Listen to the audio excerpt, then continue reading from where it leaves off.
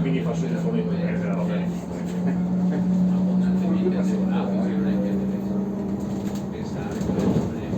concetto del manodopera.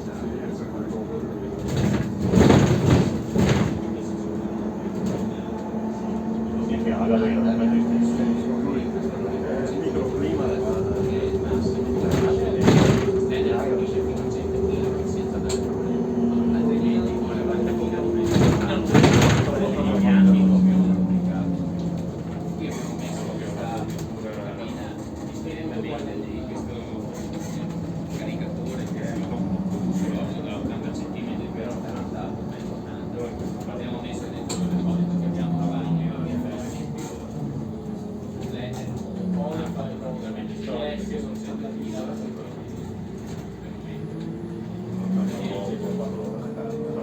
Allora, partendo da zero, però nella realtà diciamo che la carica poi si fa da 30%, quando l'auto arriva al 30% metti ricarica e non tieni fino al 70, 80, ogni mai al 100.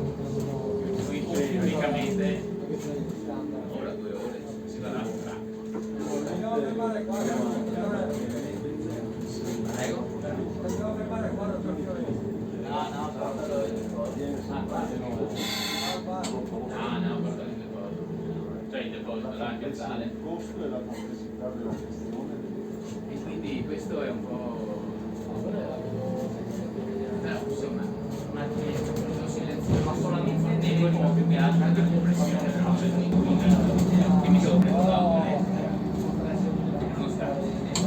all'inizio dovevi prendere il giro, non tornerei più indietro. Dovessi cambiarlo. No, non tornerei più. Ma come si fa il sistema del deposito?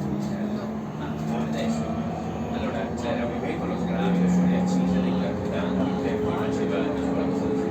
Queste le hanno tolte quasi per tutti, hanno lasciato solo l'Euro 6 per il tetto, mentre prima facevano le previsioni sono che aumentino ancora di più i disincentivi all'utilizzo del gasolio e che teoricamente promettono che invece faranno degli sgravi sul costo dell'energia, qui l'energia costa tra virgolette pochissimo